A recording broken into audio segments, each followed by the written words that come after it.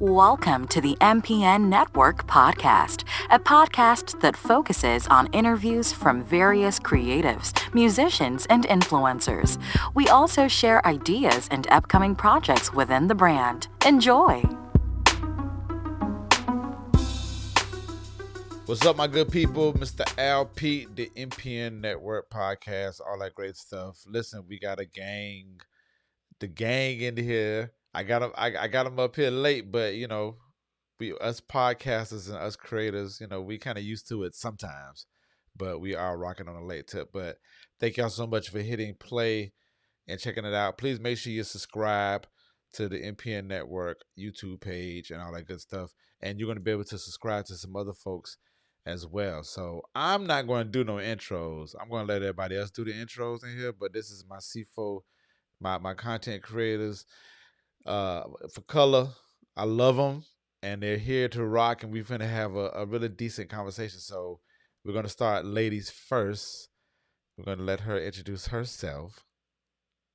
Hey friends, hey, I'm Lisa from Black Women Stitch and the Stitch Please podcast. I'm really happy to be here tonight. Thanks so much for having me, Al.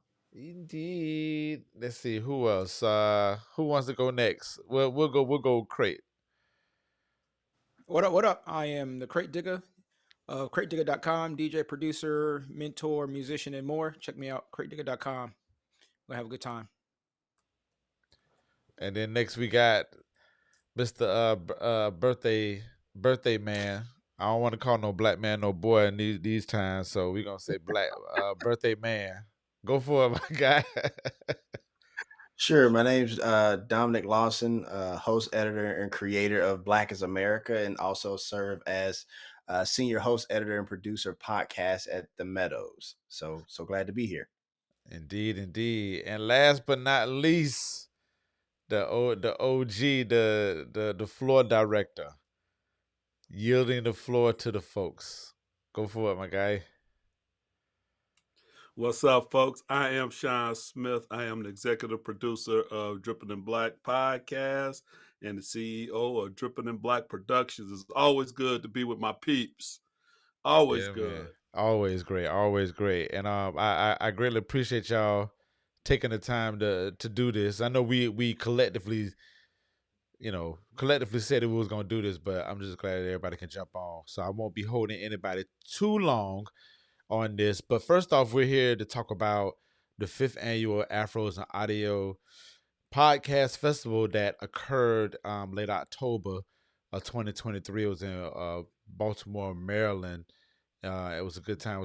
So we're here to, just to discuss, do a recap of it. So before we get into that, I want to play the recap video that I put together, and here we go.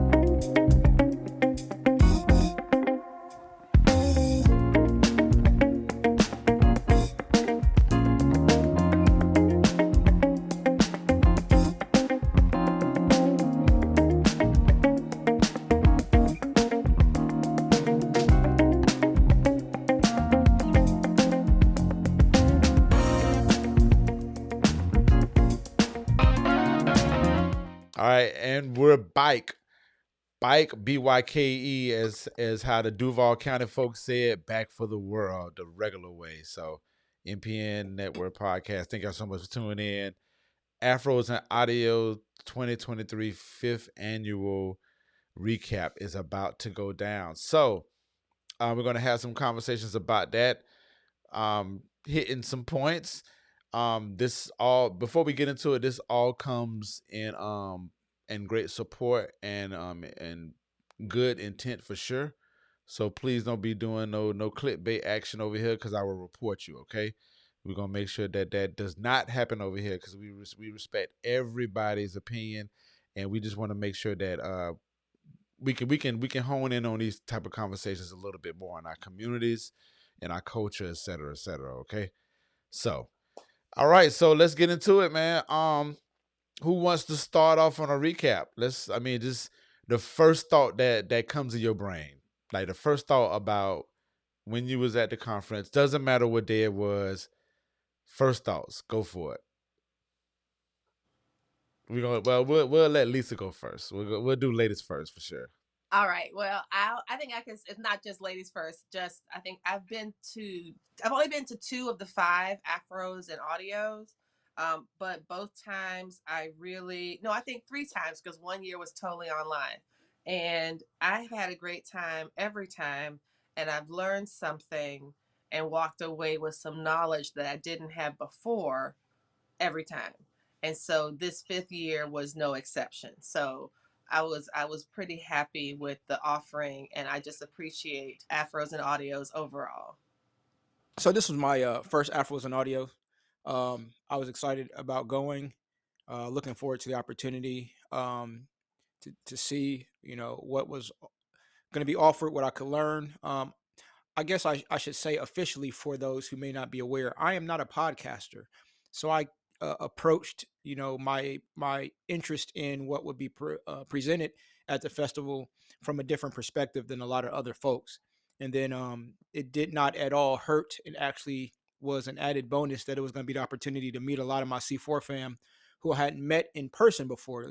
It'll be talked about, but a lot of us have been in conversation and in collaboration for many years now, but this was going to be the first time a lot of us actually met in person. So, and the weather was pretty decent, all things considered, for late October in Baltimore. So, great experience. Great experience. Well, me being a Floridian, it was fall for me, so I thoroughly enjoyed it. And I don't know, man. I think we talked about this before, but you saying that you're not a podcaster, I don't know. We have to reiterate that, but we'll do that off camera, sir. Because I feel like you are a podcaster in a sense, in a big sense. But I'll let you have that one for now. Okay, I appreciate it. Mr. Dom, what you got? If I'm not mistaken, I think Afros and Audio was for podcasters and audio professionals, which Krate Digga definitely applies Bing, bing, bing, in bing, that bing, bing, regard. bing. So That part. there's that. But got you there, Krate. But no, I had a fantastic time at Afros Audio. I'm sorry. Get distracted.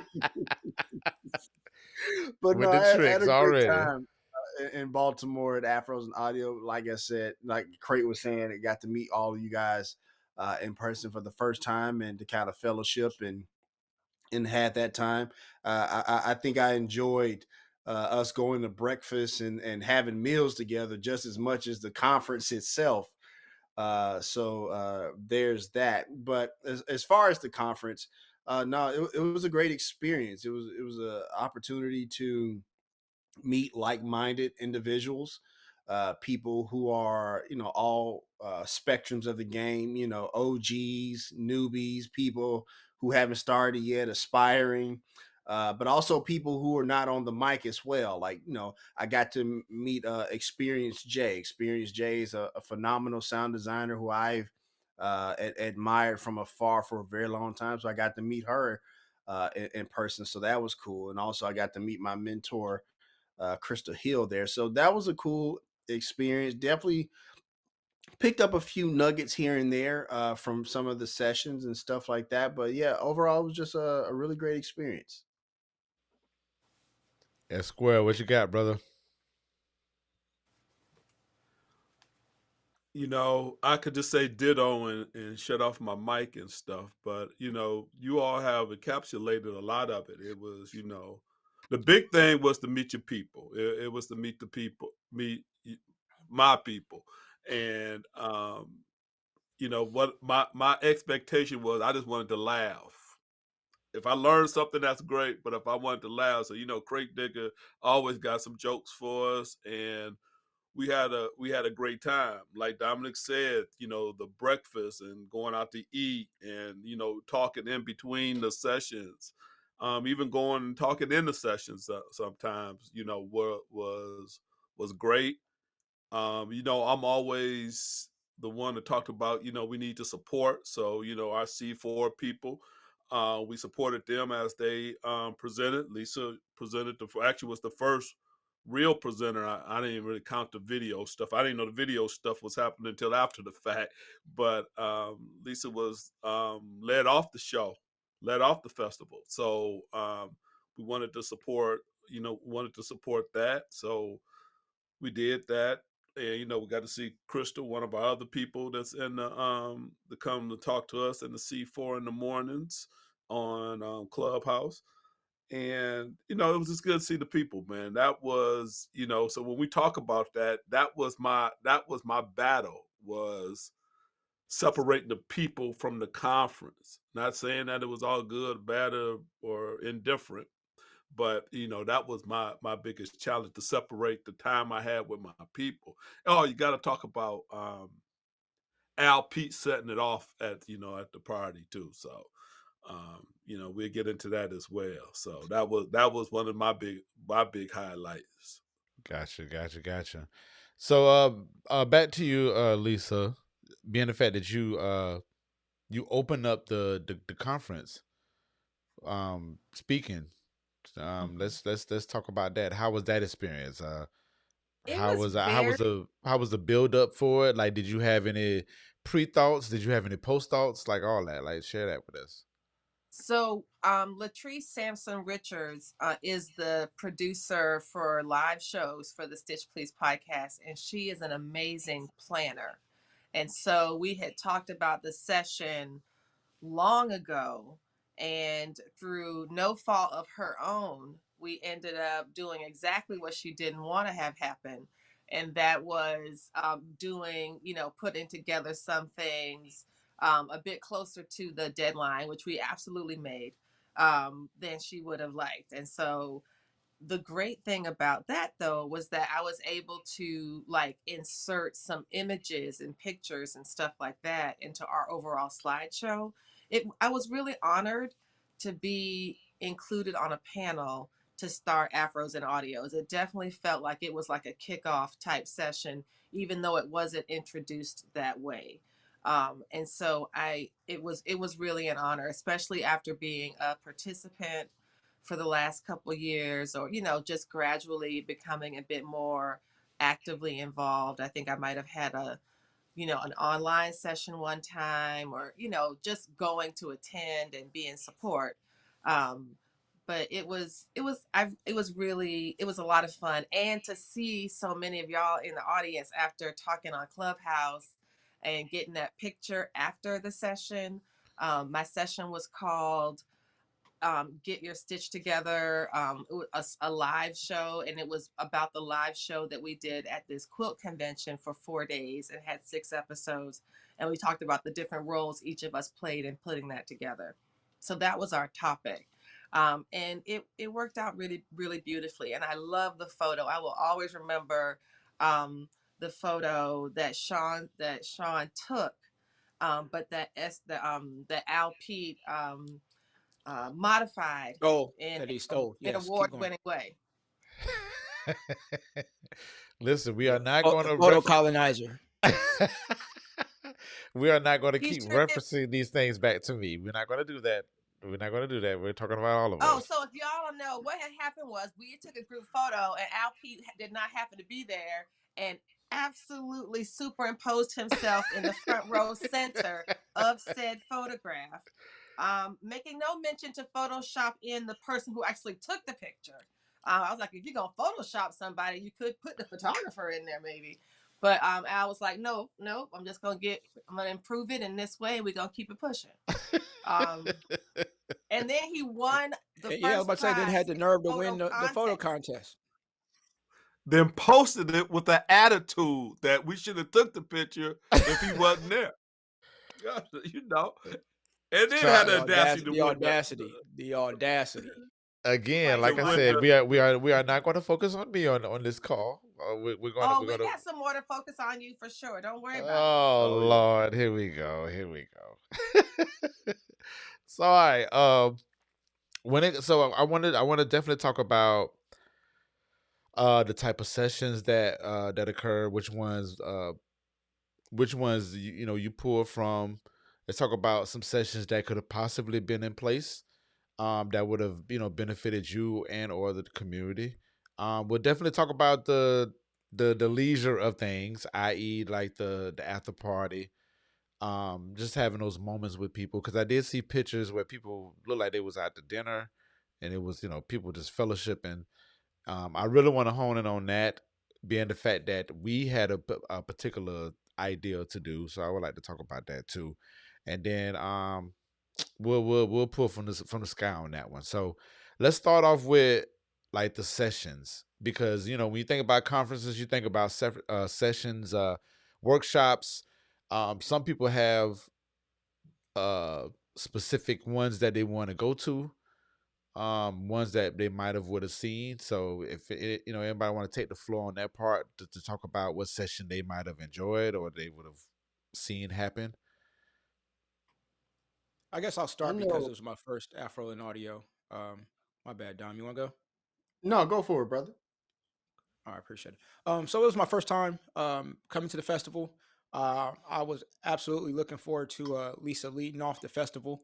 I think it was dope, in part because she's C4 family, so to kind of have that C4 representation kicking off the festival, even if it wasn't official, like we know it was there.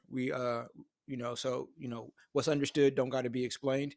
Um, and then also, as I mentioned, like a lot of people got to see Lisa and her personality in that session.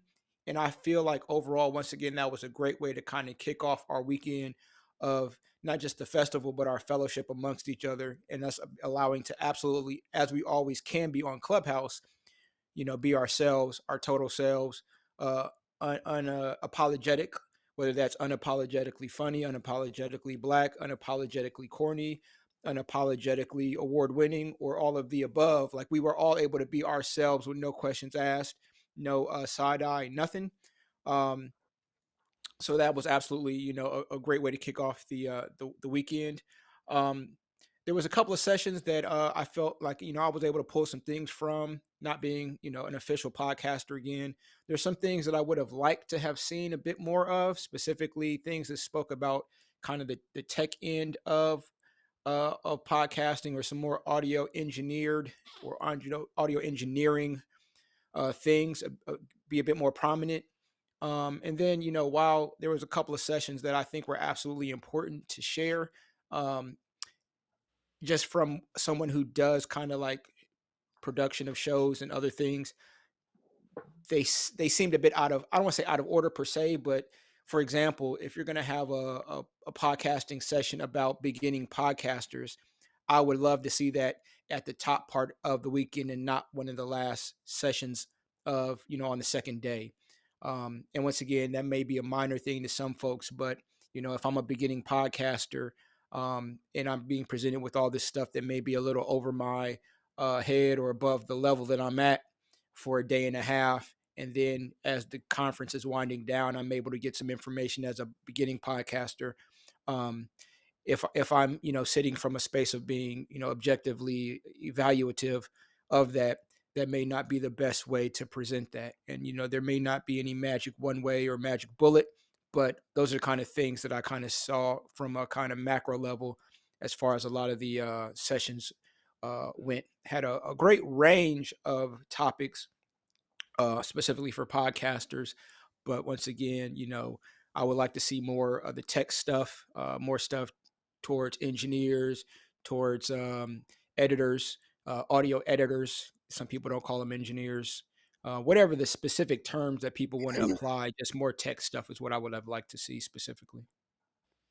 Yeah, it's interesting you say engineers, because I had a conversation last week during Media Week, and the young lady was like, "Yo, no, we call it editors, not engineers. I don't know what the significance of the what makes the difference of it, but yeah, that would have been cool to kind of get an understanding on those type of things too. Like, because everybody has like I told y'all before, like we've had conversations about producers and the definitions behind that.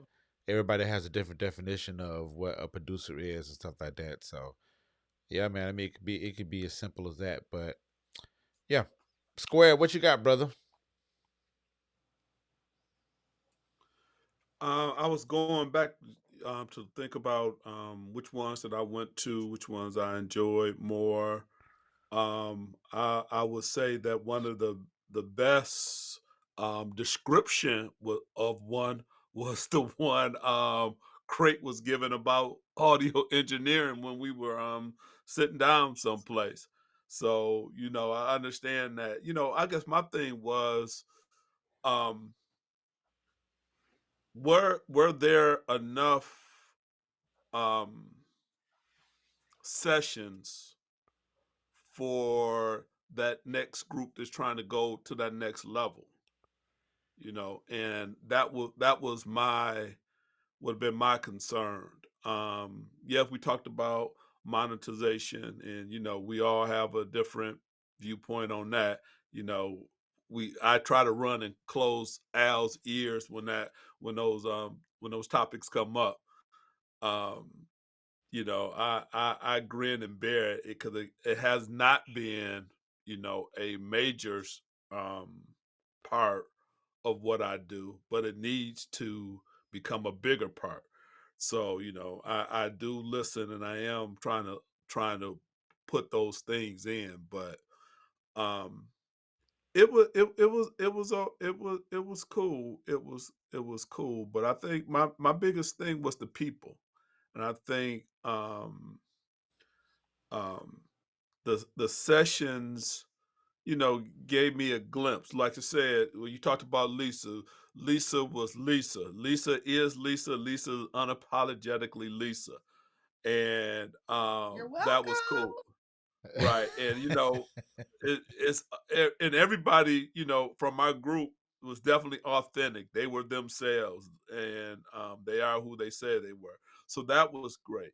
But going back into the thing you're talking about, the sessions, that would have been my critique, if you want to think as a critique, is how to get to that next level. Whether you're going from audio to video, or you're doing both, what does that look like, and what does the editing part of that looks like?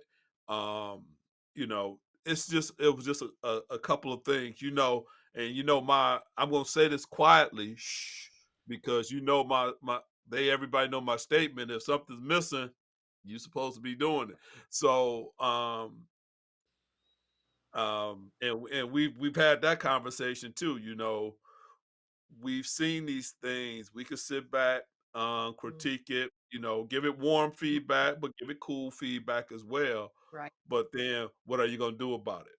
Right. If there's something that's missing, and that you know about it, what are you going to do about it? So Exactly. that is that is the thing that, um, if it's a critique, it's also a critique on, I speak for myself, it's a critique on myself as well. What am I gonna do about it? You was missing that, but so yeah, that was my thing about the sessions, pretty Fair much. enough. Fair enough. Fair enough. So, I um, wanted to go ahead. Go throw ahead. in real quick about this session. One of the sessions I did, and I remember I was saying earlier about how much I value like acquiring new information or things that are actionable, things that I could use right away.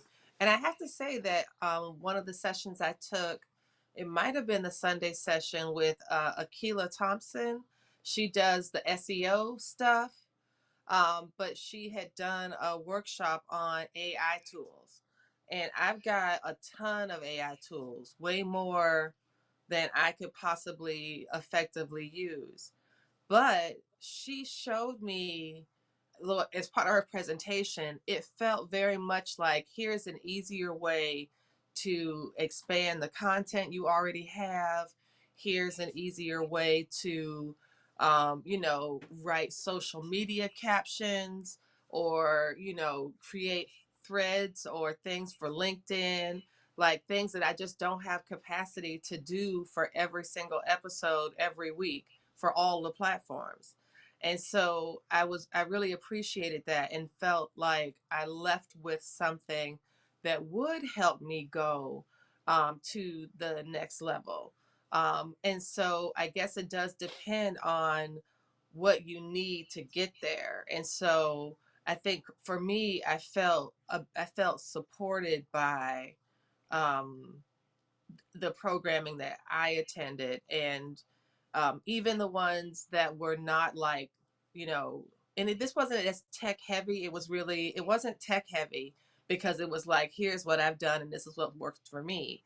And here's how you can get a subscription. But even talking in that session about Dubsado, which is like a CRM system, and I told people how I use it, and they were like, "Oh, that's really helpful." So I think it's a little bit of what Shawn was just saying about it's the people, and that in the sessions, the people are listening, the people are also helping and supporting each other.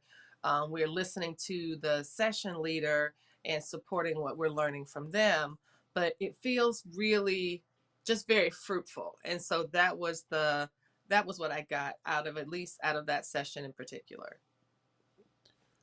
Gotcha. So one session that I found well, that was pretty decent was Denise, since we're talking about the monetization aspect of it. And everybody in the room, like you said, yeah, it closed my ears when when we started talking about monetization and stuff like that. So I thought that was a very great one. But Dom, I want to uh focus on you when it comes to that in particular, and if you want to share some other, some other points that you found interesting, but like particularly that one, because we had a small powwow in that particular session. So I just wanted to hear your thoughts on that particular one. Well, Danielle Desir Corbett, that's what you talk about. She Yep. always does a fantastic job of, getting out information when it comes to monetization, but also present monetization in a sense of, ethically in a sense, right? Like if it doesn't make sense, it doesn't make sense, right? Like, and so she's always done a pretty good job of, like, listen, I know we all trying to get the bag for our podcast and stuff like that, but like if there's somebody that doesn't uh match your brand or your brand theme and stuff like that, that it's okay to decline, if you will, even if they're pursuing you or whatever the case may be. And so, I definitely appreciated that, and I know you appreciated that as well, Al Pete, for Mhm. sure, because we always have these conversations about capitalism and monetization with our podcast and stuff like that. So that's definitely a session that stood out for me. In addition to that, I know personally for where I am on my journey, I definitely appreciated Crystal's session about like pitching to networks and stuff like that. That's definitely an area where I am as far as like creating treatments and creating shows and pitching to networks. So that was definitely helpful. Jay Ray and Sir Daniel's, piece about, co-hosting, right? Even though for the Mhm. most part I do kind of like a singular narration type of show. And so, but I definitely appreciated the cohesion and the work that they do together to build that rapport and that cohesion with one another. Even though I don't have a co-host, I definitely saw value and received value in that session, as well. And of course Lisa kicking off the entire thing, and getting to see more of her personality up front, and in person was really cool. I thought we was up there, as little kids, being a little bit too loud. I thought she was gonna, you know a, a few times, because we She was up better there. not. She was acting worse than us. She better not. Right. Right, right, right. One, she know better, and two, yeah, she was probably acting up more than we were. So, Right. and she was But on stage. So, yeah. No absolutely. comment. but, but as a person who doesn't necessarily see himself doing like live shows and stuff like that, there was definitely a production element that I appreciated that she shared with us in her session, her and our good friend Latrice Sampson Richard as well. So those are some of the things I definitely appreciated as well. Sorry, my wife's printing some stuff off, so so if you hear that, I do apologize. Um, That's that. but That's another contract for a job, huh? Yeah, that's what I was about. You saw he was on the phone before we started. That's what that is. That's a fax coming in. He's trying to be slick. Exactly. it's Like, all good. sign these papers and get this money. Hey, You saw the listen, smile he had on his This face. You saw that money. smile. it This is what it is. money. It is He what had it this. is. He had the you know. smile and he's rubbing like he had waves, just on the phone, smiling, grinning, rubbing his waves. Here, You ain't here you slick, go. bro. Yeah, That's how Money you phone looking was square. ringing. Square. Money phone was ringing. It's all good. But as far as the sessions that well, like I said, those are the sessions that I, definitely got some value from. But I keep thinking back to something S Square said when we were, the last day and we were sitting there eating and stuff like that. When we were talking about, sessions we would have loved to have seen and stuff like that. That's resonated with me since then because I definitely would have loved to have seen, particularly for like me and Al Pete, more narrative stuff, more storytelling stuff and constructing that piece of the nonfiction NPR style, show because more of us who look like us are moving into those spaces.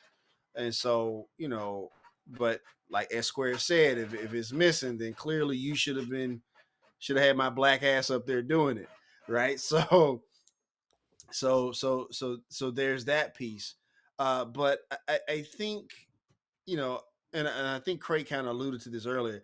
I think I would have loved to have seen like some tracks or something in the sense of like, beginner, intermediate, or pro or something like that. Because while there was some great sessions, and I think that we all could pull something of value if we kept our ears open, be open minded. I do believe a lot of the sessions were geared towards maybe people in that beginner space, right? And I think that for many of us who are a little bit further along, um, I'm not sure if that value was maximized for them, if that makes any sense. I think that's where I think, and also to Crate's point, something he talks about as well.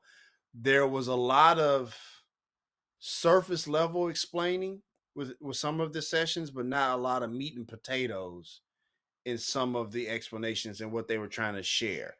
Right. Like, and this is not an example because I didn't go to a Keela session, but for example, say, hey, you got to do more SEO stuff. So, but what does that look like? Right. It was kind of along those lines, right? A little bit more like, we would love to see a little bit more nuts and bolts as far as like step 1, step 2, step 3, step 4. But overall, again, I think the sessions were good, but I think maybe some organization or maybe a little bit more trying to get people who do, I guess, a little bit more targeting of bringing people in to speak may be beneficial to maximize the entirety of the attendees there. And one last feedback or critique I would give is that I would have loved if there was a set time, place on the agenda for a group picture, because some of those group pictures I know I'm definitely not in. Like that one on the stairs, I'm not in that picture. And I didn't even know that picture happened until I seen somebody post it after the fact.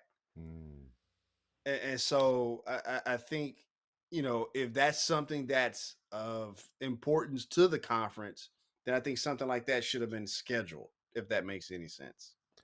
No, Not I that I mean, got to be all up in the videos and shit like that, but I'm Nah, just that saying. that absolutely makes sense. So But if that, as we but if that's walk part into of it, it, I think that should have been scheduled. I think that's a yeah. good So suggestion. yeah, so I think, and once again, as somebody who has a perspective of one who's done productions and is part of larger events that oftentimes have to pull in a lot of different entities or keep in mind some of these things, I don't think there was any malice anywhere but a lot of little things, a lot of, we say the little things make or break. And I think there was a lot of details or a lot of little things that were not thought through fully or evaluated in ways that, really matter, for lack of a better way of saying it. So, for example, that picture, once again, telling people and rushing people and try to get that picture before the next session starts. Yeah, it got done, but could it have been something to say, hey, at 12 o'clock on this day, BPA meets BPA meetup so we can take our annual picture or whatever, whatever you want to label that. And at whatever time on Sunday before people start to roll out or whatever, we do a group conference wide picture.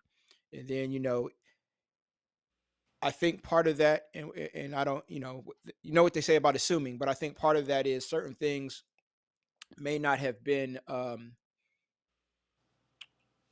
There's a word that's escaping me at the moment, but I saw people taking pictures, but I'm not sure there was an official photographer, for example.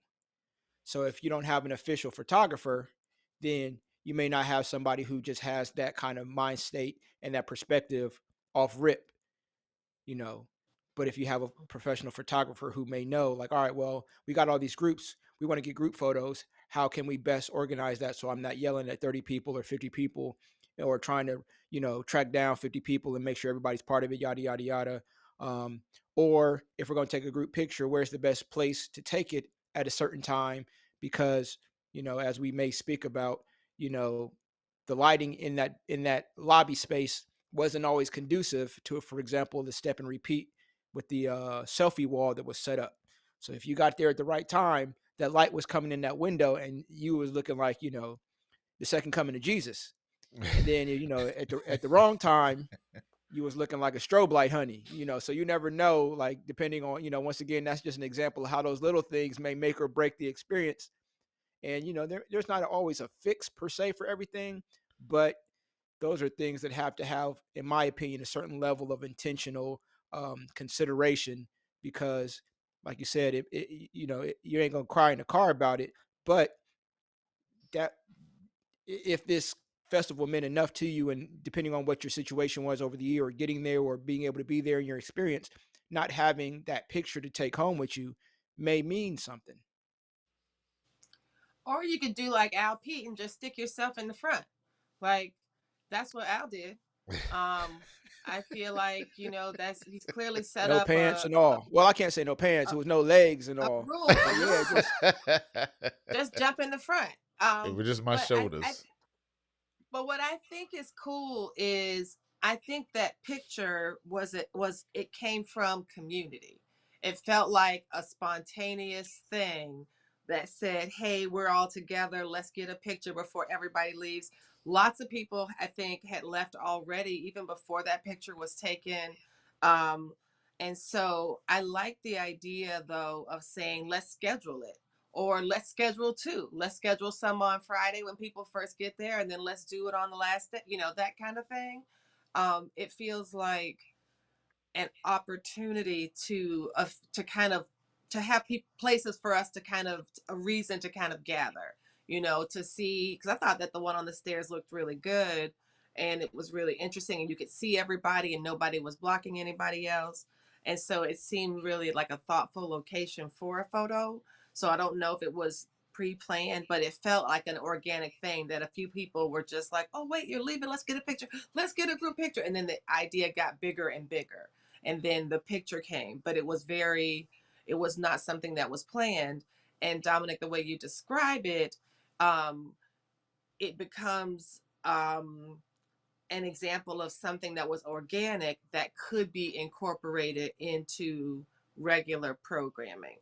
I Well, also want I was just gonna say really quickly, and maybe they do this already, but like it just seemed like one of those things where, for historical whatever, you have this picture every single to year document you- to document the growth. document like the growth every single year. It's like it's almost like the one of the crown jewel pieces of the conference. I just to wanted to say that really quickly, Lisa. I'm sorry I about see. that. I see. Yes, yes. No, that's that. Yeah, I'm not. I'm not seeking to minimize its importance.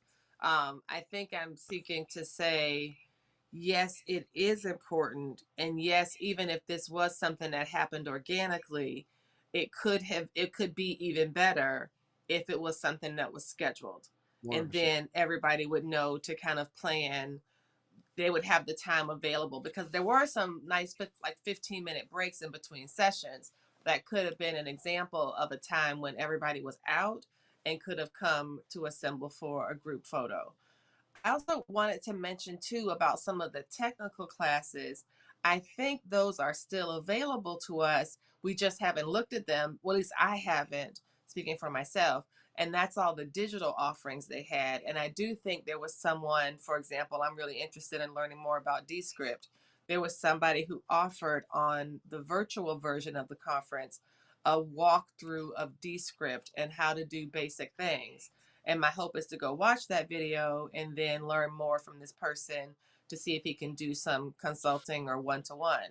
So I think I just wanted to add that the things that we saw in person were not the all or the entirety of the conference programming. That's fair. That's fair. Square, you got any words you want to share before we move? I mean, I want to move to the community aspect, but I want to give you the floor as well. Keep it moving, baby. We good. Okay, okay. Um, I think that was a great point in regards to the photo. I didn't think about that. I didn't think about that aspect of it, but I did. Well, I thought about it in the sense of I'm like, okay, we have this auditorium. I'm like, this would be an absolutely great spot. And remember, somebody did take a picture when we was all in the auditorium standing up. So that hasn't came out. I don't know, but nevertheless, but I do like the idea of like prioritizing the time, a specific time and a location for a picture to be taken. Um, I honestly would say do it on the second day, so that way you know everybody's going to be there, That's yeah, right? true.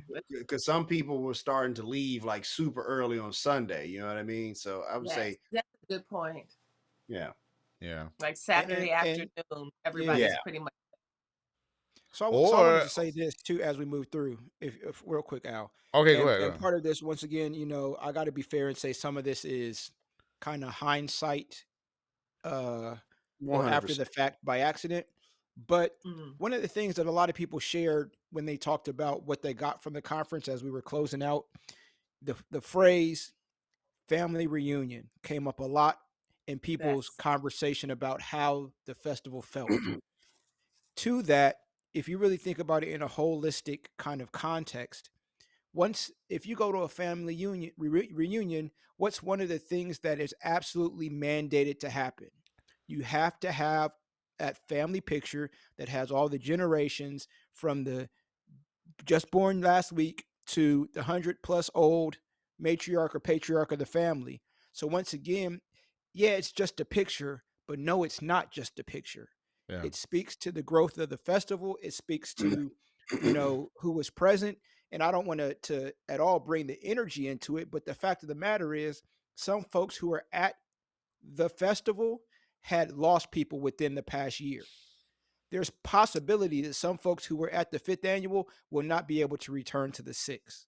So just the fact of life and what it is, I think when we have these type of gatherings, it's important for us to document it. And we spoke about this in a different context earlier today, but it's not always just about like the picture. And I think sometimes, whether it's because we're in media or social media as a whole, but a lot of times the relevance and the importance of photographs, whether they be photographs that we hold or digital photographs, but the documentation of our presence, whether it be in groups, in community, and other things, I think is something that we have to absolutely keep a context of, that's more than just selfies and taking a pic with, because once again, if we're talking about what Afros and Audios is trying to accomplish, what it stands for, who was there this year, who's been there across the years, who may be there in 5 years from now, absolutely need to have the proper level of documentation to show the growth, show what that community is looking like on a year-to-year basis. And I think it's, once again, I don't think it makes or breaks the festival, but I think it's more than just a group photo, and I think that that relevance really has to be, considered. Absolutely. And even with that, like that was that for me, I feel like that was one of my like that, it was like that, dang, I should have, did more.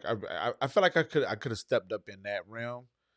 I did because obviously I put the video together, but even when I put that video together, I was like, it was just some other elements I felt like that could have been added to in there. But I did go up there with the intent to kind of just receive what was given. Go up there and kind of see what was going on, outside of wanting to be around my folks. But I did take some pictures, which I did. I do need to go through and look through them and see which ones can be used, etc. Because they sent a survey out. I don't know if y'all saw the survey in the email. Yes, I Uh, missed. Yes, yeah. okay. So I did that, but then they asked about uh putting clips and pictures in this folder. But yeah, I mean it Like definitely they needs to can be more assemble photo. intentional. Was that? Mhm. I think that they want to use people's photos so that they can assemble a I guess a document, or like like a slideshow, or maybe a film or something, like kind of crowdsourcing the memory bank of the event. Yeah, but even with that, and that's cool because that's from the community standpoint. We can move to that part next. Yeah. But I mean, I do feel like it needs to be a kind of like a steady aesthetic to it. You know what I'm saying? To have Oh, one yeah. like one aesthetic to it, like have a specific photographer and a videographer there, so you can keep that branding like at kind of like a one level aspect of it. Mhm.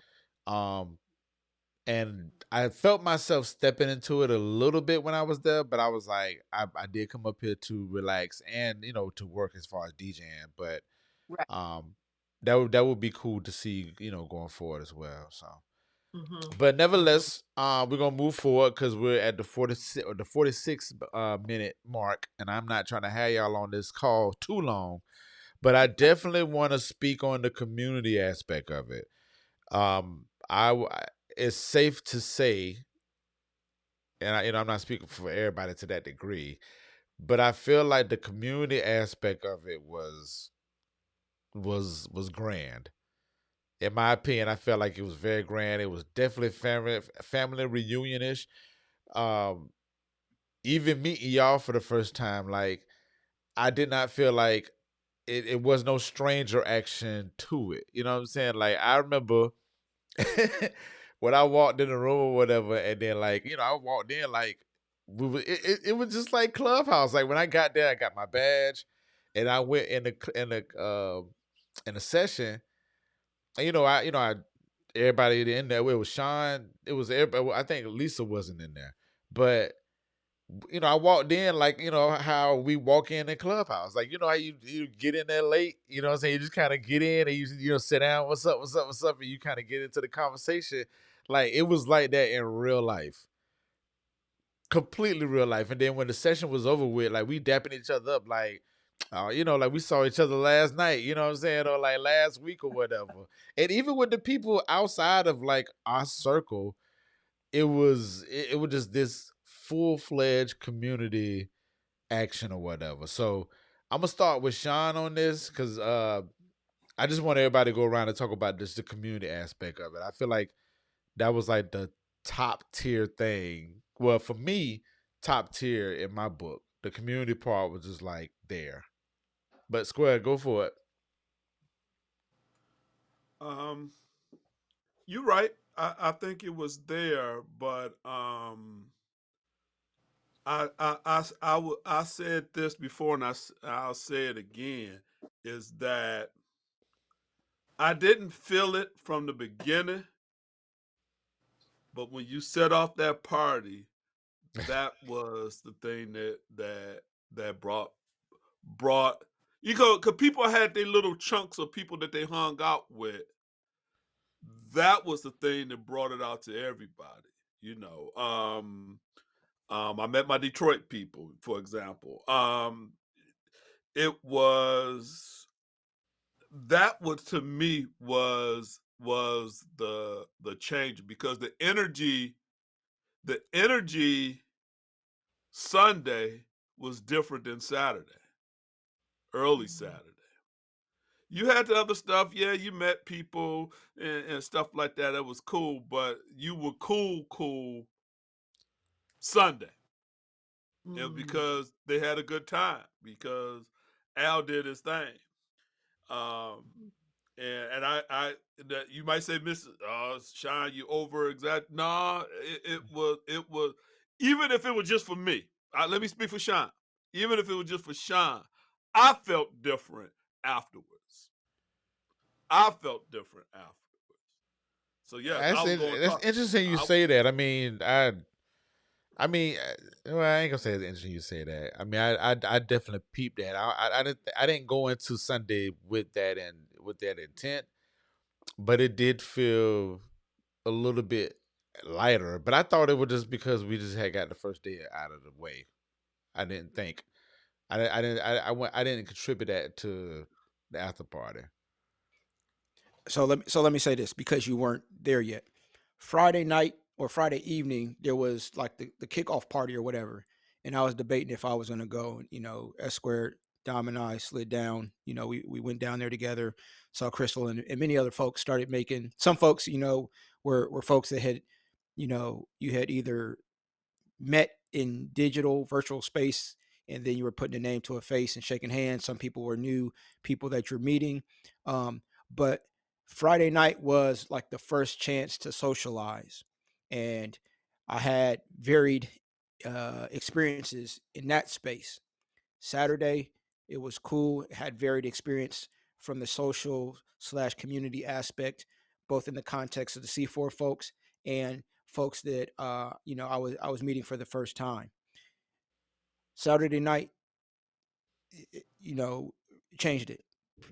There's no way around it. Saturday night changed the whole energy of the festival, changed the energy of the engagement of those folks who may have been kind of satellites or like aware of each other, but that's what really locked in the family energy. Like it really locked in.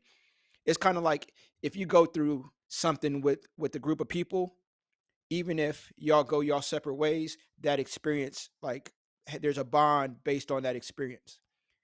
That party Saturday night was an experience that bonded us in a way that didn't happen on Friday, didn't happen all day Saturday.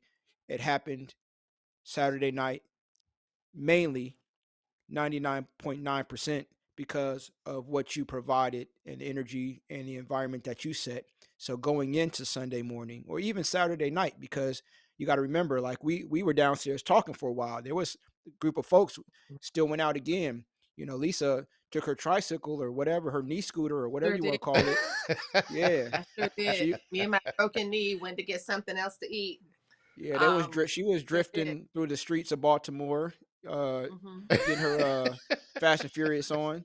So like people, even after the Yeah. party, like people were still socializing and weren't ready to shut it down, even after a full day of the conference. And they went out and Hmm. socialized more, came back. So yeah, I think I as a DJ, I understand what music can do. I understand the power that music has. I understand the power that hip hop has in bringing people together. But with all that being said, it still took you and what you brought to the table to kind of to lock in, to seal in the the the whatever the thing was, both from the context of the attendees and the conversation that the pocket of us had upstairs before we came downstairs and had another conversation. So we had two separate in-depth conversations all after the party.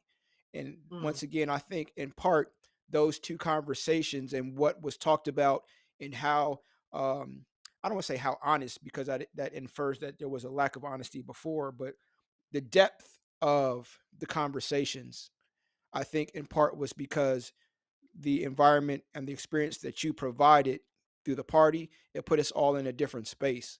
and we were all in a different space moving forward in both context to each other and ourselves, and perhaps other things that we didn't even speak about.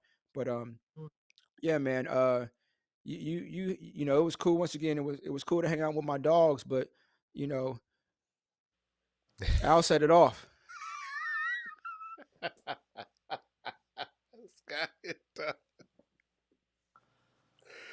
Hey man. So yeah, so like, man, you got to take credit for that, Al. Like yeah, bro. I think also I love the way that Krate describes it, because as I'm hearing him talk, what I'm visualizing in my mind is all of these invisible barriers dissolving through music.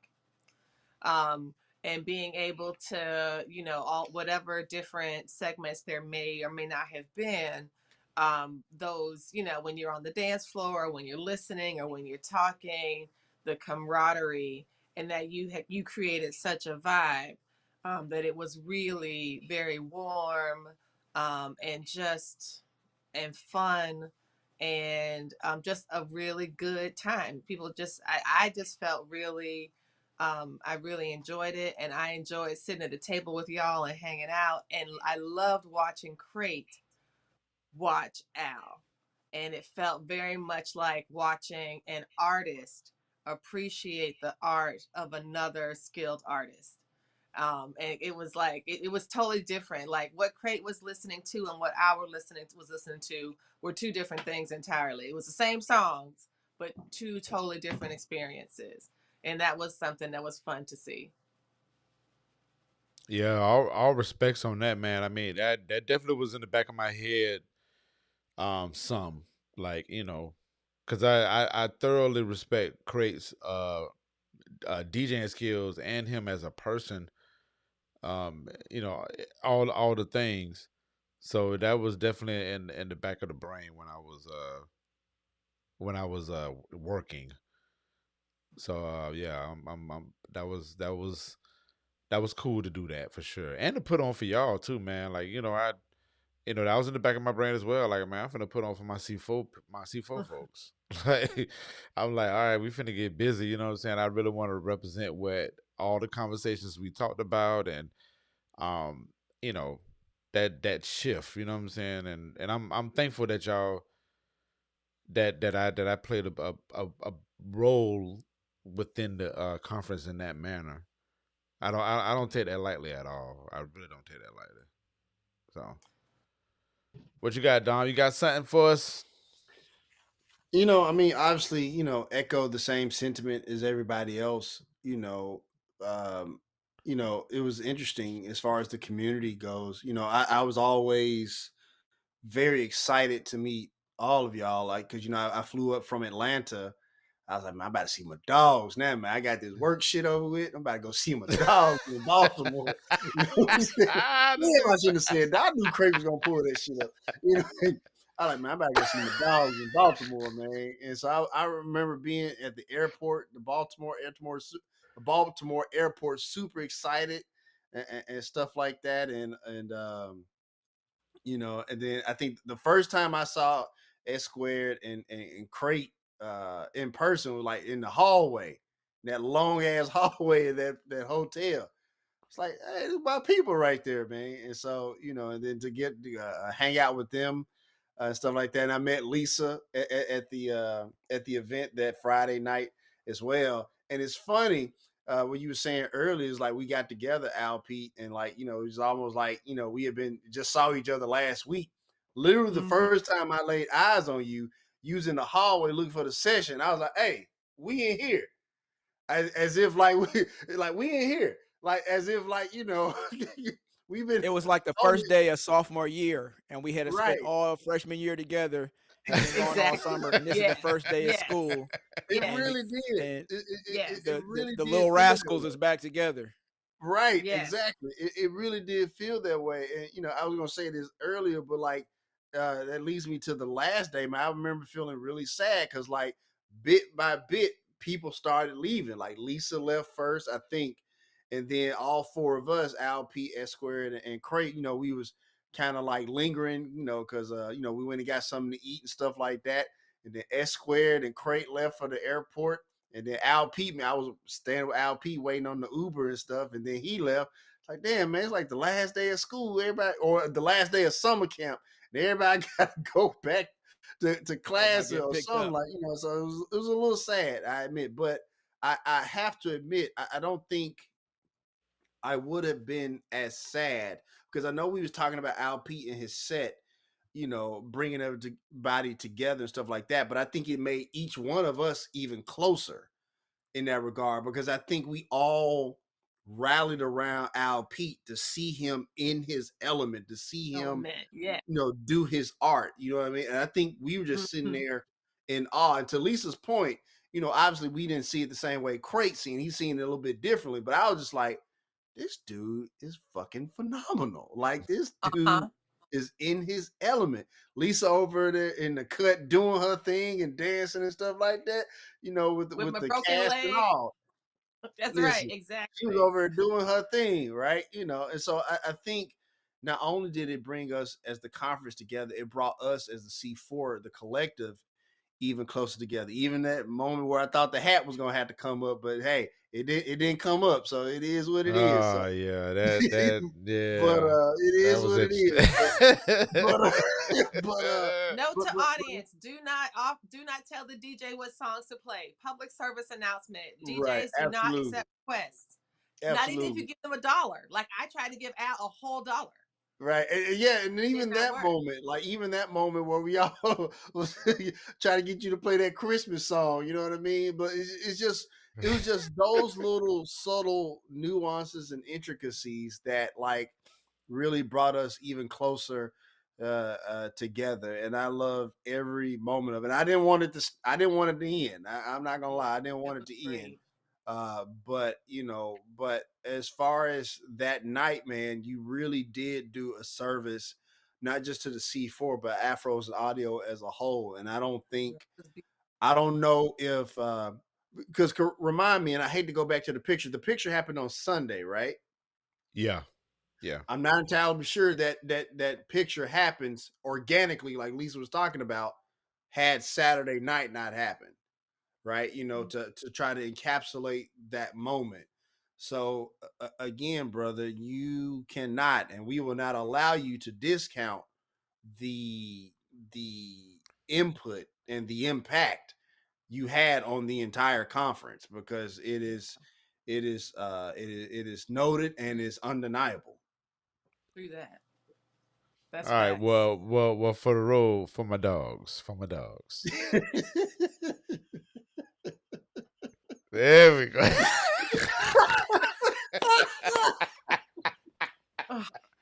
I'm right here, dog. I don't even know how you doing it, man. But that's crazy for you. You also got to talk about this one little piece too, man. And I think this is the love that we show. It was the fly sock and t-shirt. That was that came out of nowhere. That was sweet. Y'all got to go buy one when it goes on sale. But that got to go on sale, because that was sweet. And I'm sitting up there. He said, "Look at the shirt," and I had to guess what it was. And I said, "I don't get it." Or T's or B. I thought it was a B. And then I looked closer and saw the socks. I just started cracking up in the room, man. And that's what we about. That's what we about is that support and doing. It's the little stuff. You can do the big stuff and stuff like that. That's great, but it's that little stuff, man. So I'm just looking forward to more of that. We have ideas out there we done threw out there. But yeah, we had to you got to put in that T-shirt in there somewhere. Mm-hmm. Indeed. Well, listen, the community part was great. I don't take the words that y'all saying lightly at all. I don't. I do. I try to have as much intent and much purpose when I do. When I step out as myself. But I mean, we all family at this point, so I wanted to make sure that me personally, repped as much as possible for the place that I was in. Even if it was just us in a room, I still would have put on like that. But I'm glad that I was able to contribute.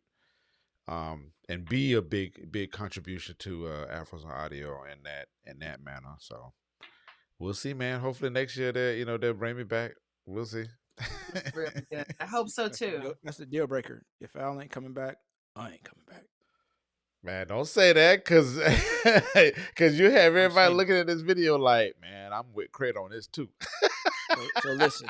So I'm gonna take a pause for the cause and say some things. I'm gonna keep it brief and concise, but clear. Y'all saw how Al got down Saturday night. Let us not ever forget. Let it not ever be forgotten that Al is a award-winning podcaster as well. Here, A lot of here. folks walked in and walked out of that place understanding his dopeness as a DJ, but don't get it twisted. The man is a podcaster of the highest pedigree. So, like I said, if Al don't come back to DJ, I might not come back. But y'all still need to be tapping Al's shoulder and having presenting and speaking about his experience and existence as a podcaster, award-winning podcaster, a network owning podcaster, because he has a lot more than the dope ass Saturday night he gave y'all to share. 100%. We all know Dom, once again, another award-winning podcaster. Lisa, award-winning podcaster. My brother S Squared, another platform owner.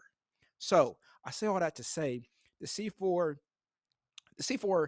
does what the C4 does, but really, I want it to be said, and I'm joking, but I'm dead ass serious. Like, there has to be a way, and S Squared kind of spoke to it. There has to be a way that we're making sure that there's space, opportunity, both to present and to receive by these folks who are just taking off leaps and bounds inside of the podcasting space, inside of the audio engineering or the audio sciences space. Because once again, part of growing community is making sure that we have those those folks that are excelling, that are then able to bring back that knowledge and build up the next level. So you kind of have that reciprocity and greatness. And, so yeah, I'll just leave it. I'll leave it at that. But yeah, but y'all quit calling Pete a DJ. Yes, he's a DJ, but the man, I've said enough. I've said enough. I appreciate it, and I do agree, man. Like that black excellence, you know what I'm saying? That's a form of black excellence, making sure that the people that are doing the work are able to have these platforms and have these opportunities to bring resources or just to give hope. You know what I'm saying? So I'm definitely with it. All right. Well, listen, I'm not gonna hold y'all too much longer. First off, to the people that's watching, thank you so much for tuning in to our recap. I'm sure we will have some micro ones here and there. And I'm gonna push for that because S Square, I know S Square is probably looking at me like, you need to be doing more of these, sir, more of these type of things. I hear Square in the back of my head right now. So I ain't saying nothing no more, man. I'm through talking, man. I'm tired. Square, I'm tired. Square, You what's your hear cash he out? said no more. He said I'm not saying no more. What he's saying is I done said it enough. At this point, if you ain't heard me, I ain't gonna say it again. I do have a few questions, but you keep on going, man. You have a few what? Yeah. I have a few questions, but go ahead. You keep on going. I mean, we can address it. Or for me, or just in. He got a point of order. No, you keep on going, man. Just keep on going. I'm about to say I'm about to end it. Before we end it, you get your ready to go. I guess. Well, I'll do it this way then. Okay. A lot of things was talked about collaboration, and I'm really, even in my classroom and things like that, I can't say it without giving you an opportunity to do it in that space, in that thing right then. And I think that was one of the questions I had was, were there, I don't think there were, or I might have missed it, were there some ways to collaborate on the spot? Yeah, you had some people say, yeah, we'll get together, but you always have that, nothing happens. But did that happen? And then the other thing I would say, did it take away? Because we debated for months that were we going to present or not. You know, that now that you had that whole, you've had it and you thought about it, would it enhance your or diminished um your feelings about it if you would have presented?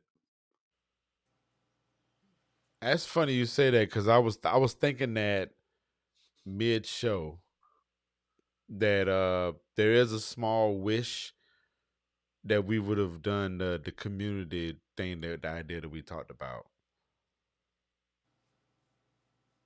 But we can plan to do that. You know what I'm saying? Like I do feel like now that we've experienced it and seen what we've seen, I feel like we can go in there go in there and really present something. Mhm. Because it would bring up more ideas of how to initiate the community, you know what I'm saying? Outside of, I mean, hell, me DJing, you know what I'm saying? Not saying that the DJing part wasn't great or a good addition, but it would Mhm. just show. Yeah. We should definitely do that part for sure. Mhm. The community part, we definitely should do that. Mhm. That's my answer on that.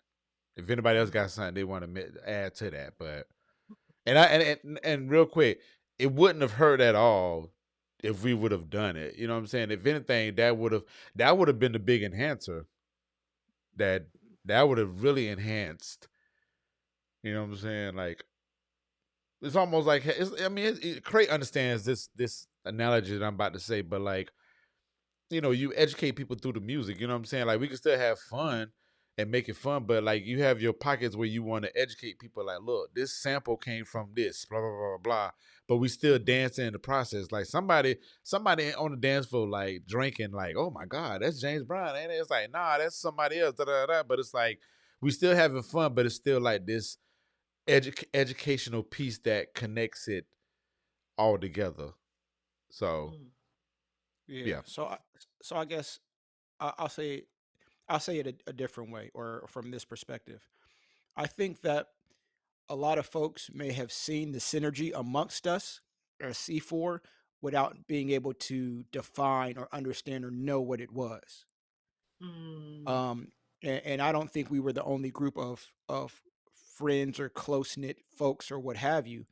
But unless you were, from my perspective at least, unless it was somebody who were very specifically, um, I use the word engaged in air quotes, or kind of networking with, or had a specific, podcasting or social relationship with, you know, Mhm. a lot of it was, this is, so and so who has this podcast, and I have an awareness of them through maybe meeting them at another conference or through their podcast or whatever.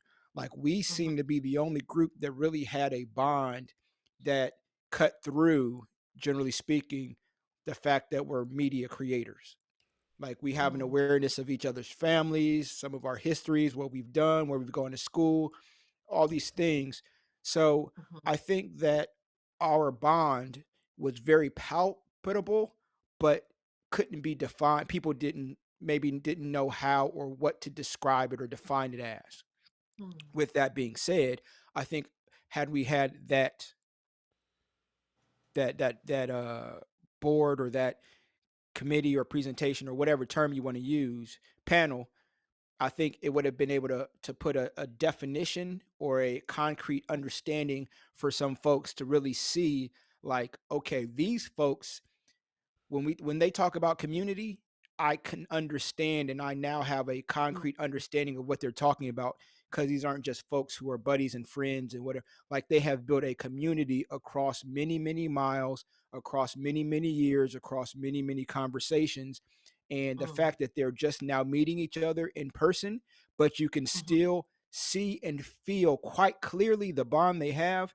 That's what we need to understand and talk about, and potentially have a takeaway from, in terms of building community. Because once again, like, community, in my, and I think everybody would agree with this, like, community ain't always the people around you. Like, your neighborhood is just the people who Mhm. live around you. That ain't always your Mhm. community. So the fact that we Mhm. can build community, and generally speaking, I don't think, well, Lisa and Al are in the same state, but I think different Nah. states. Yeah, I'm thinking about where Lisa Lisa's and from. Shawn, yeah. So like, I don't think any of us are in the same state. We're all in individual separate states, physically. So I'm thinking about Denise, who's also in Al's state, or Yeah, y'all are in the Florida. same Yeah. state. But anyway, Yeah, so that's right. like the fact that we can build community across all those miles and it be so palpable and so identifiable without knowing what to call it. I think us being able to share and put that concrete understanding to it would have been something that would have been helpful for everybody, including ourselves. Mm-hmm. That's a very interesting perspective. Dom,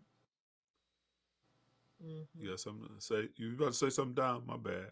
No, I wasn't going to say anything, but I definitely agree with the community aspect in the sense of like, I think people didn't realize why we were all, maybe they didn't realize why we were all huddled up together, but why we were also so close. But I think Crate said it best that we have an understanding and an idea of like each other outside of what we do creatively, Mm-hmm. right? Mhm. And there's also, y'all like to call him Mr. Grunt or whatever, but he at Squared also holds us accountable as well. And I think Mm-hmm. there's an accountability piece amongst all of us that it's not just like, oh man, that was dope. Oh man, that was great. There's also like, hey, well, maybe try this or maybe try that.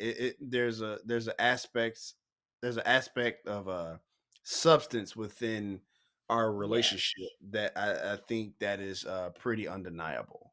So that's all Yeah. I add. Mhm. What you think, Lisa? Y'all don't No, listen though, but I agree. It's not we're not flattering each other. We're not just boosting Hold on, Lisa. This turned dog. okay. Okay, I, Lisa, I go just ahead. had I'm I had I sorry. had I had to cut him off before he started chastising us before we got in trouble. Shawn is See, always he the one grinning he who grinning comes now, so with the I had to pull him back from the ledge before he got on us. but I do agree with S Square's accountability as well as the sense of confidence. That he has confidence that we can do all the things we say we're going to do, and even some of the things we haven't yet thought of. And I think that that's a nice thing to have in someone with whom you share a passion, because sometimes you can borrow a little bit of faith um, in yourself from somebody else if you don't have it just yet. And I think S Squared is that person at the end of the day. I really appreciate how we're not about flattery. It's not just saying something to be saying it, that it's, in the same way that we might offer critiques, we also offer praise, and both are sincere and from the heart. And so I really do appreciate all that I've learned from y'all. Like, I didn't know what the DJ arm thing was to put my laptop on, and now I got like two of them now. I got a taller one from my big monitor. Remember, I wanted a little monitor, and y'all were like, Lisa, you can't even buy a little monitor. Get a big monitor. And now I got like a 24-inch monitor, and I'm like, how did I live without this thing?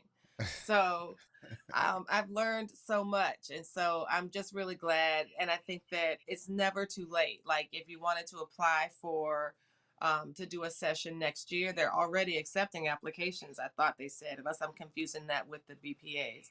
But I thought that they were starting to begin the cycle early. So there's still a great C4 story to be told and lessons to be learned. So, and y'all, are the ones to do it. Yeah, man. I even if we don't speak on it, I definitely feel like we have to tell this story because this is a beautiful story, and Mm-hmm. I definitely hold it to my heart on it. So, yeah, we hear you, Square. We hear you, Square. You ain't saying that, but we hear you.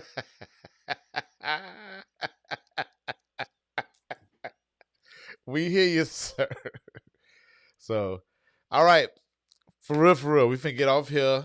I need everybody to let everybody know where they can find you at, please.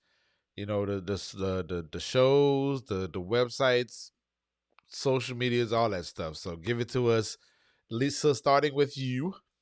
Okay, I'm Lisa Woolfork. You can find me at Black Women Stitch, STITCH, on Instagram and Facebook, as well as on TikTok at Black Women Stitch.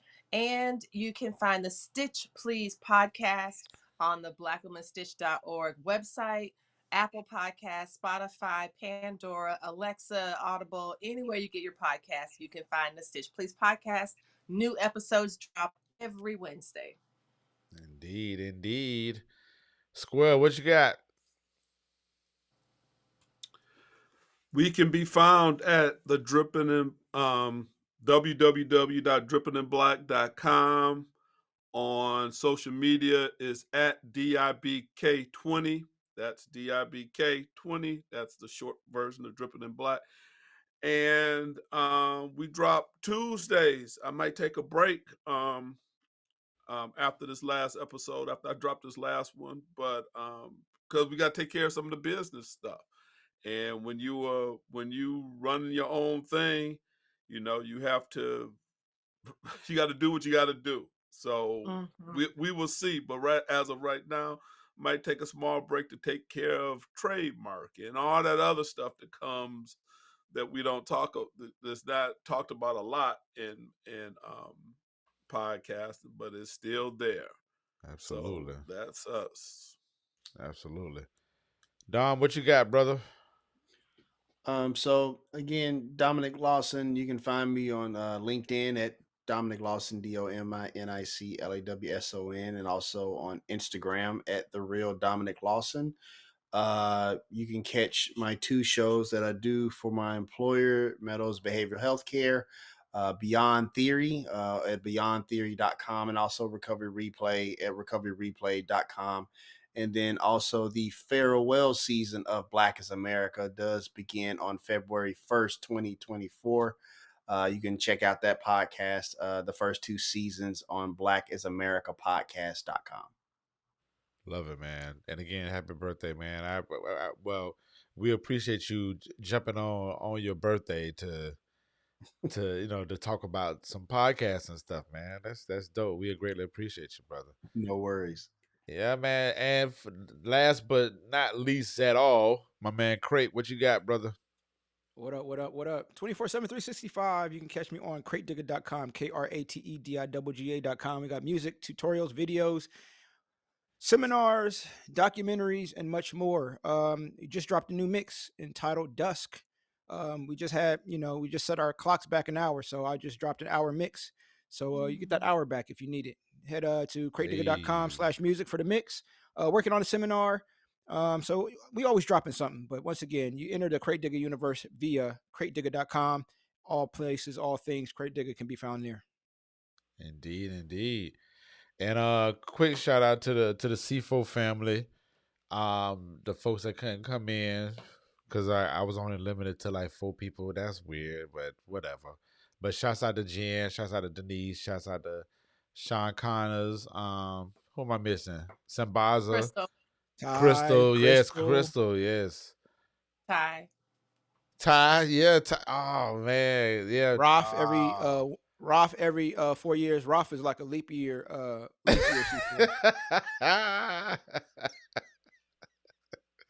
Yeah, he definitely comes in every orange now and moon. then. Roth is the orange moon or whatever the blood moon or whatever they call it. That's Roth. Yeah, man. So shouts out to all my C4 folks. Shouts out to the BPA family. Shouts out to the Afros and Audio family and the community as well, man.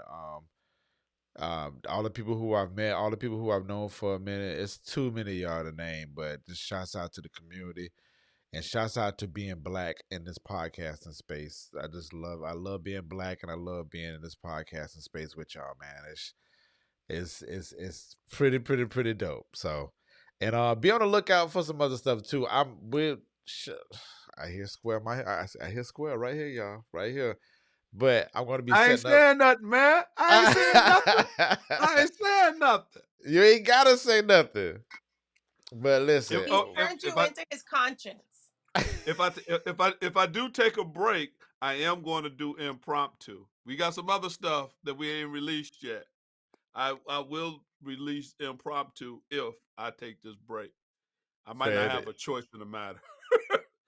Gotcha. So just be on the lookout for more stuff. Everybody look for stuff individually and collectively, because we always dropping content as well. And if you want to swing by, just say hey, and to see what we be talking about in the clubhouse. We be there every Monday, Wednesday, and Friday at 9:30 a.m. And we were just talking about some good stuff. It'd be podcasting, it'd be about networking, black, all that stuff. So definitely come and swing through. And 9:30 Eastern Standard Time. We yes, stop discriminating against those of us not in Eastern Standard Time. Listen, we let y'all in. All I'm just right, saying it'll that be 7:30. there's only one Central time zone that we Standard Time. honor. Now we let y'all in no matter what time it is where you at. But when we talk about time, we Come only at talking. There's only 8:30 one Central time. Time. hold on. So, that's crazy. You know what? Don't. This whole time, Dom, you've been coming in at 8:30 versus Yes, 9:30. sir. Yes, sir. Yeah, I wait, don't know no, why. no, I mean, stop. He be it's like coming I in. knew He that, be but I coming in at didn't. 9:30. His 9:30 is our 10:30. You know he ain't never on time. He come in at 9:30. Fair enough. Fair enough. Right. It is Like, 9. I'll It show is you. Fair 9:30 enough. Central Time when I show I'm up. gonna show Fair them. enough. There you go. I'll see you I There at you do come go. 9:30. class All late. right. Yeah, that's fair. I do come class. Wow, that's crazy. I mean, like I said, I knew, but I didn't know. That's interesting. Yeah. So that's why Listen, around 10, when you 11 o'clock, CEO Dom of the is walking world, you can in. show up where. When you CEO of the world, you can show up where you want, when you want. Who are we to With your deny? yogurt spoon. The darn yoga spoons. Yes, sir. So, but anyway, love y'all so much. Thank you. I'm going to stop recording right now. Don't hang up real quick, y'all. Oh, Lord, this guy here with this.